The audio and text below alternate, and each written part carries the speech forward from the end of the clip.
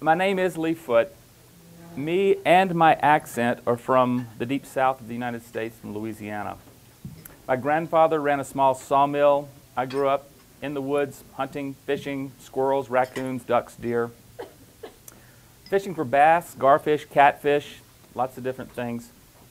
And I mentioned in my abstract that some of these areas that I hung out as a kid were the former haunts, the former hunting and fishing grounds of First Nations people that are no more, or at least not in great numbers. The Attakapaw, the Choctaw, the Caddo, the Tunica, the Biloxi, the Natchitoches.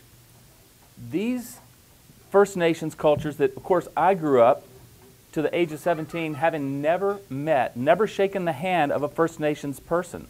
These were essentially extinct cultures in the lands that I hung out on. The places that I, as a kid, would walk through and find midden areas near bayous with lots of flint chips, bird points in some of the fields, and yet I'd never shaken the hand of a First Nations person. These were Indians from far away, long ago. I had no sensitivity to the culture. Well, there were plenty of racial issues. The South was a divided black-white checkerboard where I grew up. There were tensions. There are things that I don't miss. When I got to Alberta, I see an area with active dewatering of surface lakes, of concerns over water quality, and some organization to represent a very vibrant First Nations culture. That's groups like this that gather. And to me, that's very hopeful. So I basically arrived in Edmonton with a blank canvas, if you will, and I started working alongside First Nations groups in the Peace Athabasca Delta. My students, we had occasional, not many, but occasional First Nations students. And I started to sense the immediacy of resource issues and the heartfelt approach that these individuals had. The loss of access to land, high-quality water, wildlife, resources. And in some ways, this became the missing link that I tied back to my childhood. And I thought, these people do not need to lose that connection. This displacement and loss that's going on is something that's real, but more manageable now than it was in the past, apparently.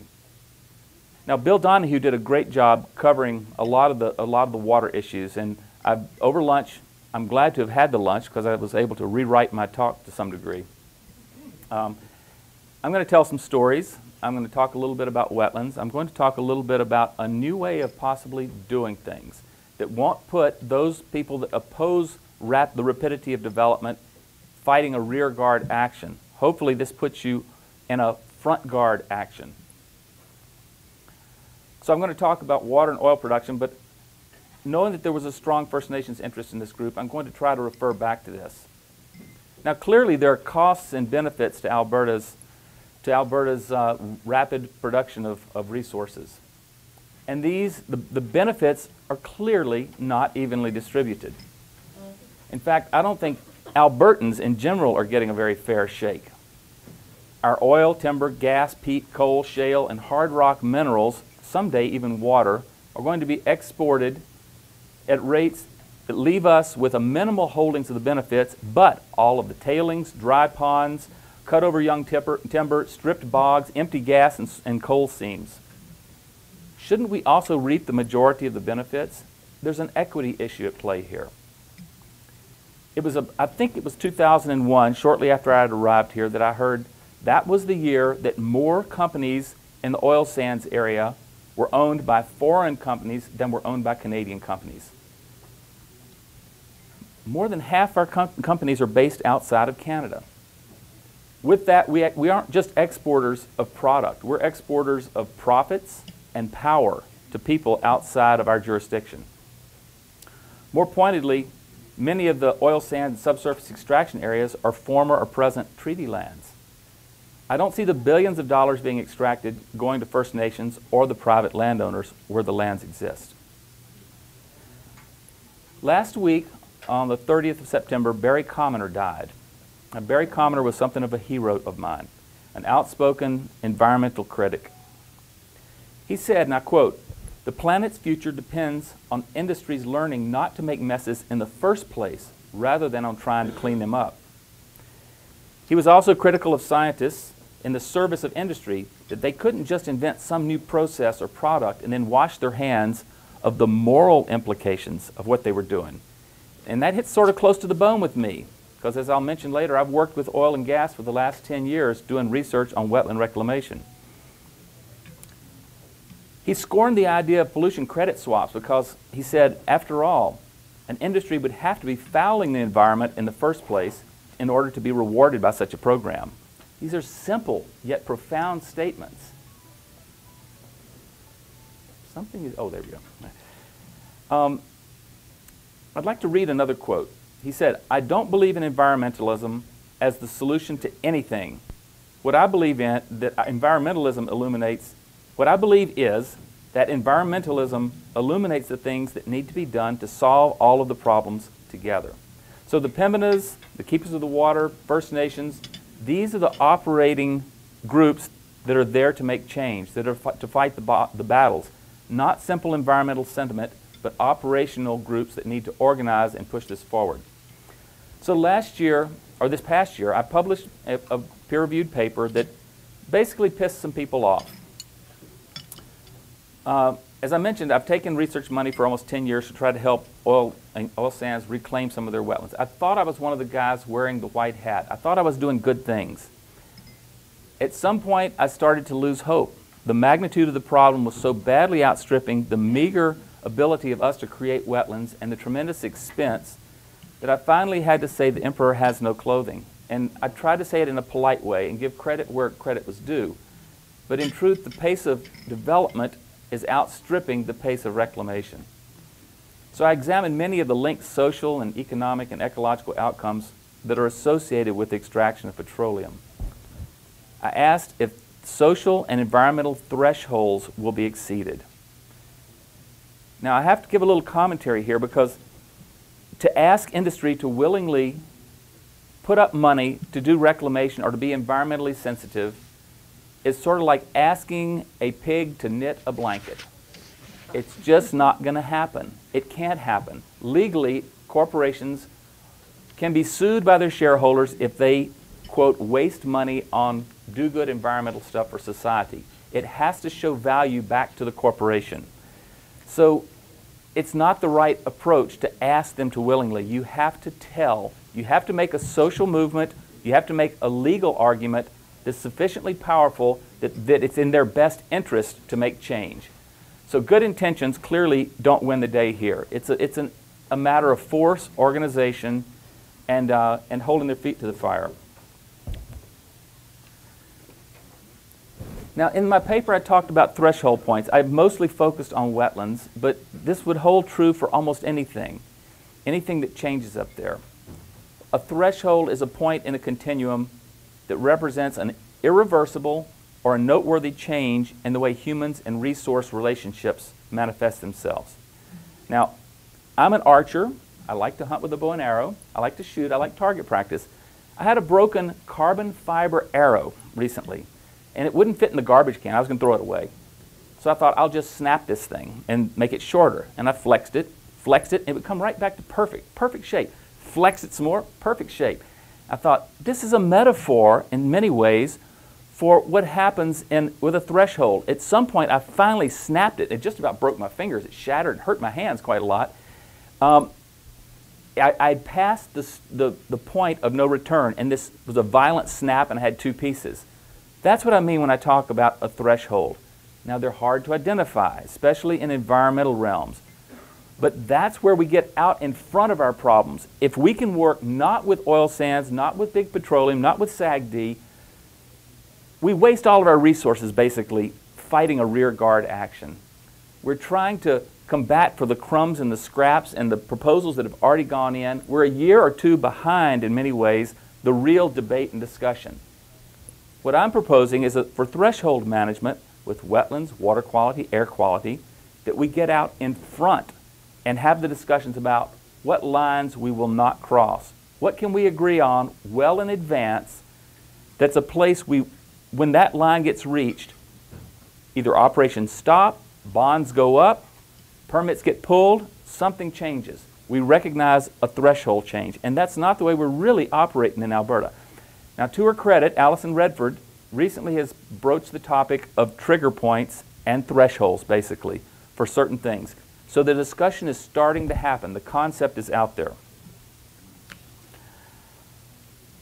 The standards used for mine approvals, and I'm not talking SAGD so much here, are really not the same for every company.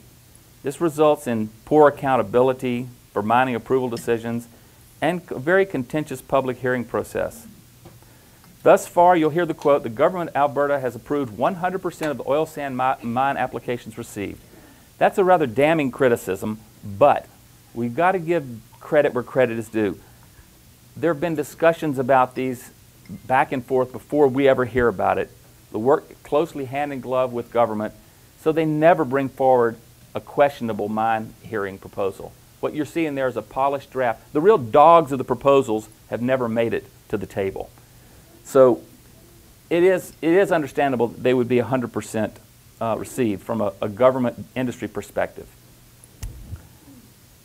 A second use of thresholds is by comparing the short-term social benefits to longer-term societal costs.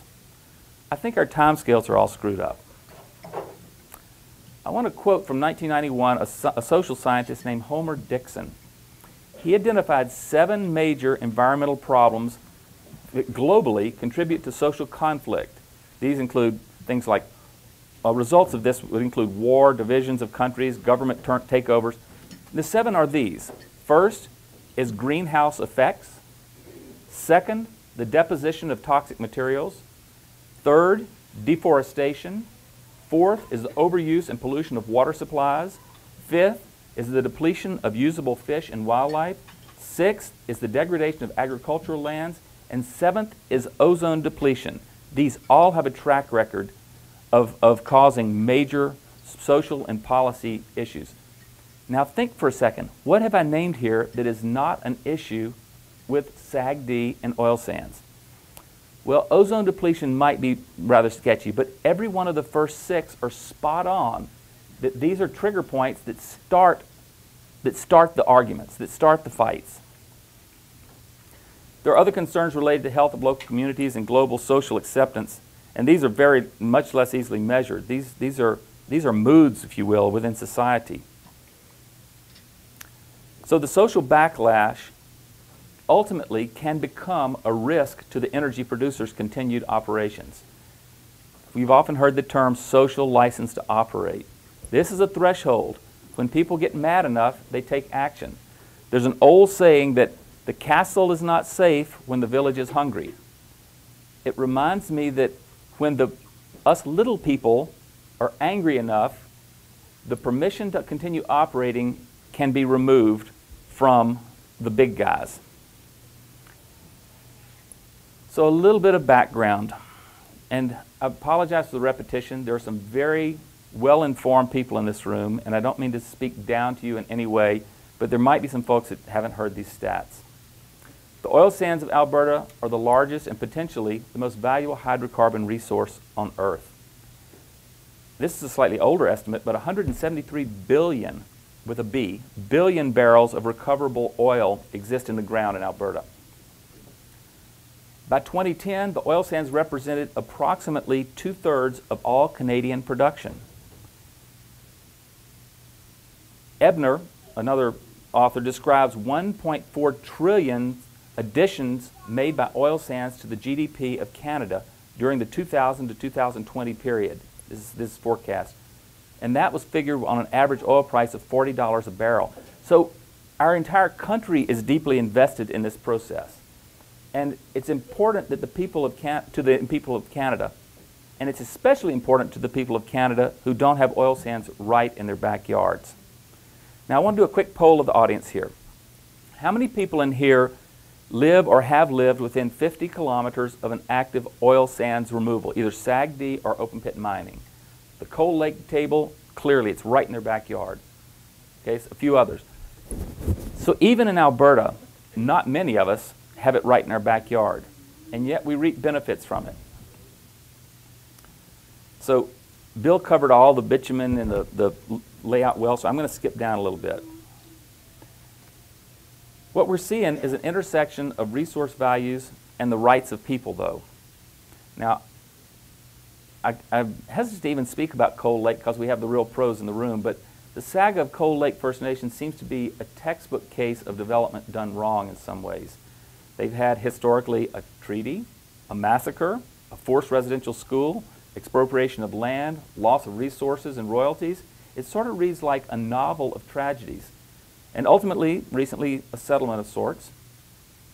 So the Cold Air Weapons Range was once home to the Dene-Sulune First Nations people, and under Treaty 6 in 1876, their members were later evacuated without recourse in 1930 under an obscure Canadian act that allowed military bases to expropriate land above most other causes. Is that right? Am I close? Okay, yeah. So there are a lot of things foisted on them. Now, what they're faced with is coming to some resolution, making the best deal they can possibly make, with the understanding that up to $2.3 trillion worth of petroleum may be extracted from this field using the water at the surface. So the former rightful owners of this land only get a tiny fraction of this value, but end up losing quality and volume of surface waters. So there's a certain sense of outrage that even people that don't live there and have that in their backyard say, this seems deeply unfair. This is a story that needs to be told. But let me get back to oil now. Some of the resource constraints that need to be addressed. First, water. Future oil production rates may be more limited by water availability and tailing storage than by production technologies. Bill did a great job of talking about the potential for leaks and water contamination. It's all very speculative, but we're starting to see some of the worst examples. An explosion, coal seams. We look a little further south at some of the tight-held oil, the Carrigan and the shale oil production. People's water supplies have got flames shooting out of the taps. They've got undrinkable water supplies. It's all this was denied for the longest time. So the old saying, between 2 and 4 barrels of water are needed for each barrel of bitumen, surface mine bitumen. SAGD operators recycle much of what they do, but their needs still cumulatively add up. According to 2010 data, 5 industrial oil sands companies held licensed water use permits for the lower Athabasca River, totaling 180 gigaliters annually. I don't know what a gigaliter is. I just know it's big. Most of this was allocated to surface mining operations, and the water demands are expected to increase under the business as usual case. And when climate change is figured into this, river flows are expected to drop. So we're on a crash course. If we're not at crisis yet, we're on a crash course with getting there. The water used for surface mining is also a big liability because you've got to store the darn stuff. Tailing pond volumes have increased over time and represent a major liability. Just last week in the Edmonton Journal, some of you may have read, they're proposing a series of large tailing ponds that will be left as in-pit lakes using the model of coal mining. So this water mixing thing, whether it's groundwater or whether it's an in-pit lake or whether it's a natural lake that has seepage coming into it, of the thousands of petroleum compounds, there's some proportion of them that are actually water soluble. The old idea that water and oil don't mix, that's just not true. I mean, think of that little bottle of petroleum distillate you pour in your gas tank that's called heat to get the water out of your tank. It mixes with the gasoline and it mixes with the water. And you burn that through your carburetors. We don't have carburetors anymore. It goes through your injectors. Others, like naphtha that we sometimes burn in our stoves, have some proportion of naphthene and naphthanates that will actually is soluble in water. So none of these are good for us or amphibians. And they're one of the bugaboos. Salt and naphthanates are the 2 big bugaboos in our water pollution issues. There's also the issues of the polycyclic aromatic hydrocarbons, the PAHs we often hear about. That's the stuff that makes the water column stink. That's what you smell when you get over the tailings ponds. You have to ask the question, how much is too much? We need agreement on this up front, not after the fact. Once the solutes are in the water, it's too late.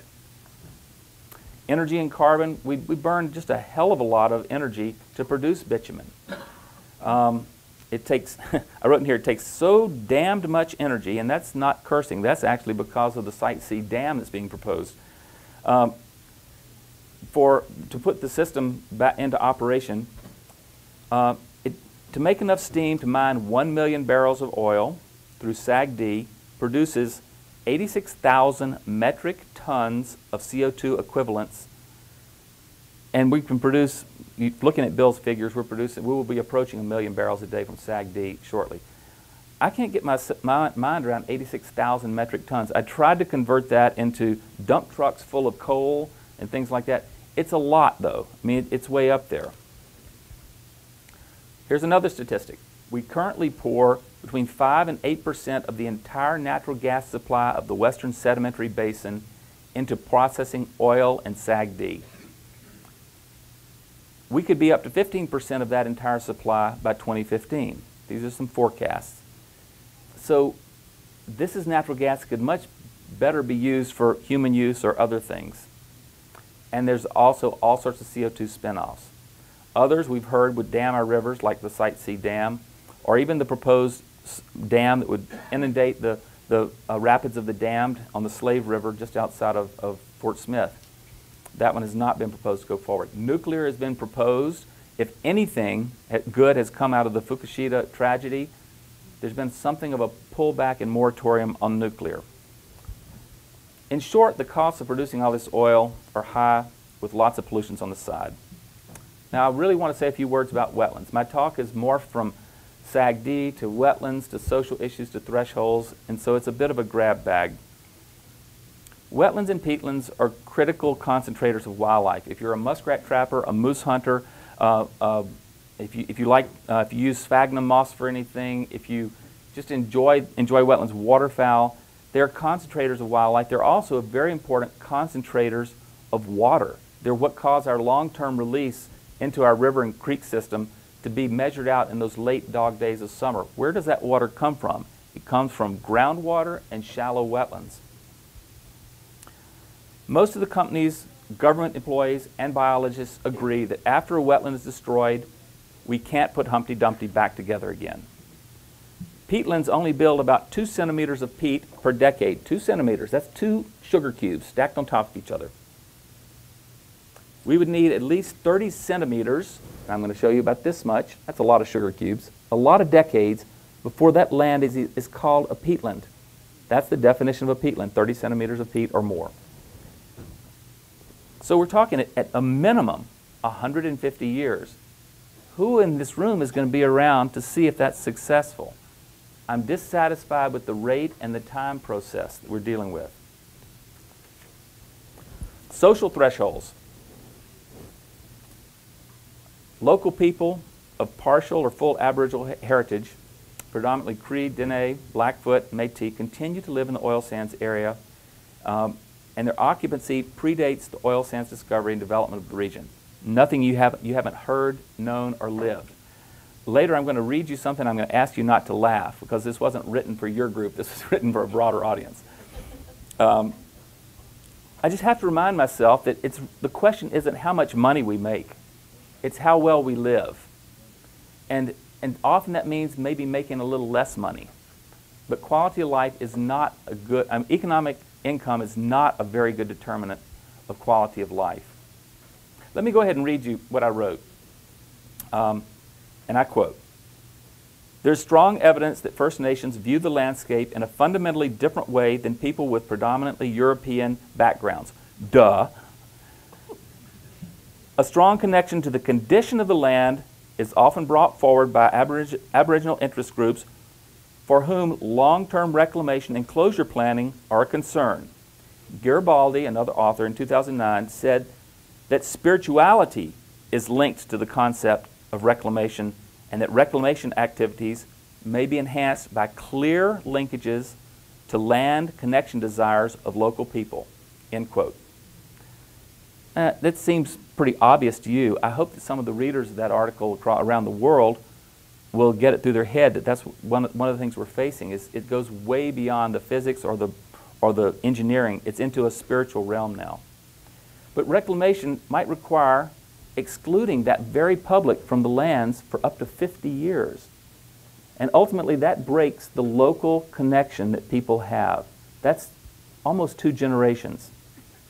You break that linkage of local communities to the land for these kind of generations, that means a serious loss of connection with previously existing landscape. I think we've seen that happen in Cold Lake, where the air weapons range has divided access. So it's unlikely that hunters, trappers, gatherers, travelers in the region, people that want to just observe their land use practices, will retain the detailed knowledge of this reclaimed area. For one thing, its face will be totally changed, but will retain that for 50 years and be able to seamlessly move back in to the traditional areas. Now, I know that many here could say this much better than I could, but I just want to make the point that time lag is a huge problem.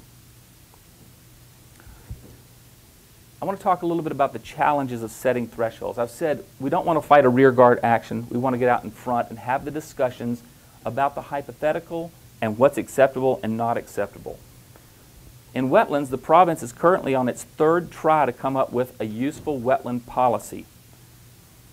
We currently have no overarching wetland policy for the forested green zone, at least not one with any teeth. The 1993 interim policy that applies to the settled areas of the province requires that destroyed wetlands be replaced or paid for. In 2008, the Alberta Water Council recommended a no net loss goal, and after much debate back and forth, certain development interests on that council failed to allow consensus to go forward, and it was scrapped. So we're back to the drawing board, and to their credit, this government, the government of Alberta, is being very active and pushing really hard, and I have some confidence that within Alison Redford's term, we will have some sort of policy that speaks to green zone wetland protection. Now let me switch gears once more.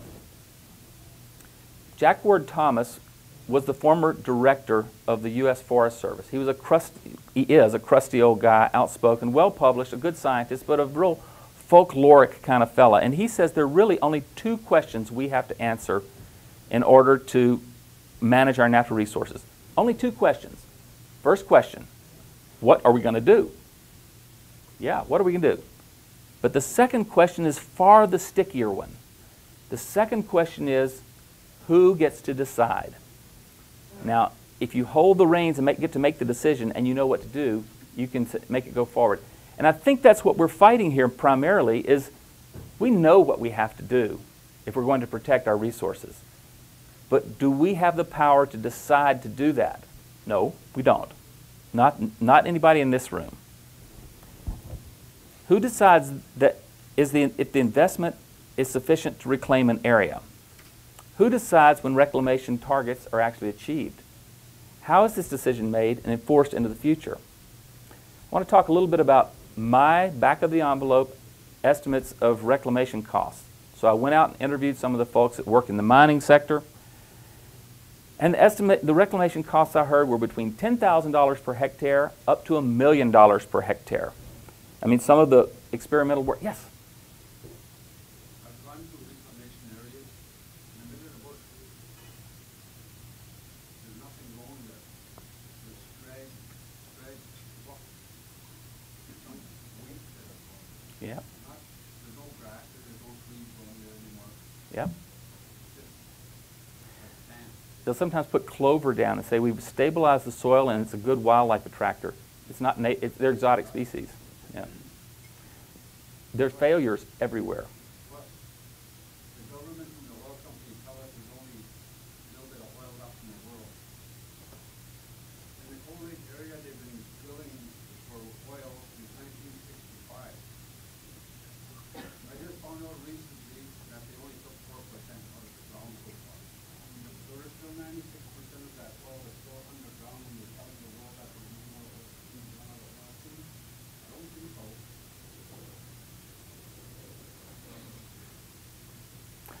Let me speak a little bit to the net value of recoverable oil from mines underlying wetlands. About $196 billion in the Fort McMurray area is a rough estimate. It varies. We don't know exactly, but it's a lot. $196 billion. If we have $160 billion of infrastructure invested, I say we, the companies, you know they're going to make a profit, so there has to be money well beyond that. What about the repair bond that's held to clean up the mess after these wetlands are destroyed? And destroyed they will be. They're essentially gone. They're lifted and moved away. Well, I don't know about the SAGD, but in oil sands, the operators had cumulatively invested $916 million into the repair bond as of March 2010. It's gone up some since then. Let's round it up. Let's say they put $1 billion into there. That sounds like a lot of money. But that's to take care of roads, pipelines reclamation, mine site repair, dirt moving, hundreds of kilometers squared of contaminated ponds, billions of liters of contaminated water, major dike maintenance over many decades in the future. It's really a ridiculously small amount of money. Even the Auditor General reports that this is an inadequate bond for cleanup responsibilities that would leave a seriously degraded landscape and a major cost to government and taxpayers. They wouldn't do that, though, would they? No. Well, let's look at some other examples of what mines have done in the past. Bert Well, another scientist, in 2005 reported on 50 northern Canadian lakes that were either partially or entirely eliminated, or were given approval for elimination during the 1985 to 2000 era as a result of diamond mining, placer mining, or oil sands operations. In all cases, these violated the letter and spirit of the Canadian Fisheries Act, yet because of data gaps, absence of validation, or compensation, there have been no examples of whole lake restoration done to date. Not one. What is the time frame like for reclaiming this water? From a survey of closure plans for 57 mines in western North America, McKenna and Dawson identified the uncertainty in the time frames around this repair. For good performance of the reclaimed land, it was the most problematic aspect. They identified 10 to 10,000 years as the range of time frames likely, but suggested a good rule of thumb is about 200-year time frame for good reclamation site performance, and that's a rough guideline that comes mostly about from uranium mines and mill sites. Peatlands will require centuries of natural peat accumulation, and neither drilling companies nor their insurers want to be on the hook for this kind of obligation for centuries. So it's a hurry up, hurry up, hurry up aspect. Some of you, and I'd like a reality check here. I've heard this mythos that some First Nations groups say we should be planning 5 or 7 generations into the future. I don't know if that's true or not, but it's a great concept. It is a great concept. And that's what I'm talking about, getting out in front of the process and trying to make plans out there for your great-great-great-grandchildren. So my main suggestion is that in addition to battling for what is right now and what we know to be, we need to start talking about what must be out in the future. It's not one or the other, it's both. And so if I have anything to say to you today, like I tell my students, if there's one thing you should write down from this lecture, that is work on the future, not just the present. We work on both, but don't forget the future. Escape to where the target will be, and don't forget that future component. Thresholds let us say in advance what we will and won't do, what we will allow polluted, which we will not allow, where we draw the line, the hill we're going to die on, the line that must not be crossed. So that's what I guess I would bring to you. And I'll end today with a quote from a Native American scholar, Gregory Cajete. Did I say his name right? Cajete? Anyway. And he says sort of some of the same things I've said here. One paragraph. 2 quintessential interdependent issues face people in the 21st century, and both are fundamentally about relationship. The first is how we're going to deal with the environmental crisis, or how we will relate in a proper, sustainable way to plants, animals, and the earth. The second is how we're going to deal with each other in a proper, respectful way that acknowledges our common interdependence. Biological diversity and cultural diversity are both issues of relationship. If I could get that message across to industry and they would internalize it, it might change the debate.